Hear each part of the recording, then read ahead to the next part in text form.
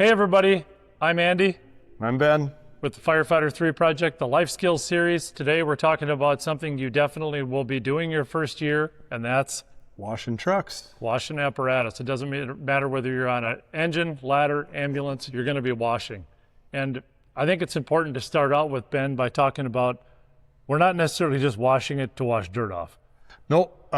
There's a number of things that we're looking to accomplish when we wash our equipment. Number one, professionalism. We want to maintain professionalism. I think a lot of us have that as a value within our departments.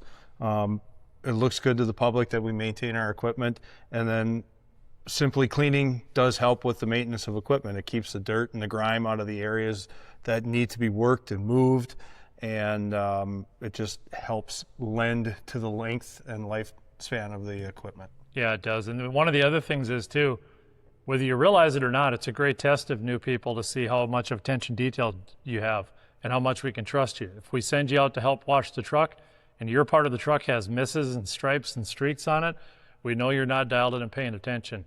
If we see your part of the truck completely cleaned, rinsed off, and dried off and looks great, we know you're engaged, you're paying attention, and you're trying your hardest. So remember, it's a little bit more than just washing the truck to get it clean. We're trying to maintain that professionalism, and it's a little bit of a test to see how much you're paying attention.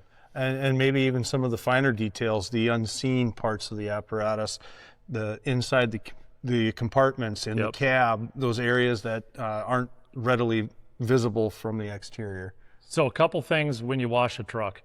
Don't automatically grab the hose. Depends on where you work, but we always joke that sometimes a company officer gets the hose, you're probably going to have a brush. So work your section of the apparatus that you're washing. One of the biggest things we see is when people miss spots. Just take your time, go slow. You're going to be washing the truck until the truck's clean, and you probably don't get to go home afterwards if you're on a full-time department because you're going to be there on your shift anyway. Absolutely. So take the opportunity to do it well and make sure you don't miss any spots. Try to break that part of the truck down into pieces like shapes, squares or triangles, and pay attention with the end of your brush to make sure that whole part's completed before you move on. The other thing is after the truck's washed off, walk around it with a towel, right? You might have an opportunity to find those spots you missed. Yep. You can always come back and hit those areas as they start to dry up. That's sometimes when you'll realize you missed it.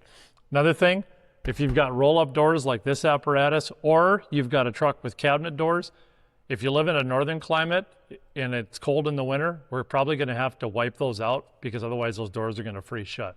Again, if that's something that's an expectation and we forget it, and you go to a call in the cold 10 minutes later and the door doesn't open, it's not going to end well. So make sure we're being complete and finishing up.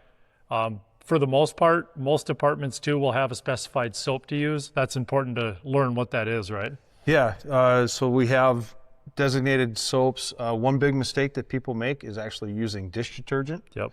And that will actually strip the wax and some of the protective features off of the apparatus. So we want to make sure we're using the appropriate soap.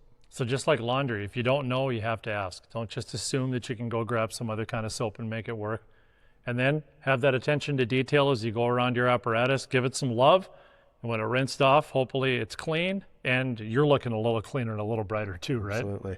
And it's not finished. The job is not finished until the windows are spotless. Yep, 100%. And the mirrors. Yep, and that can be a safety thing. And the other thing we tell people is truck washing isn't done until everybody's done. So if your area is done and you don't have anything to do, grab a rag, find something else to wipe off or shine up or whatever to make that truck look perfect. For the Firefighter 3 project, I'm Andy. And I'm Ben. Thanks for watching.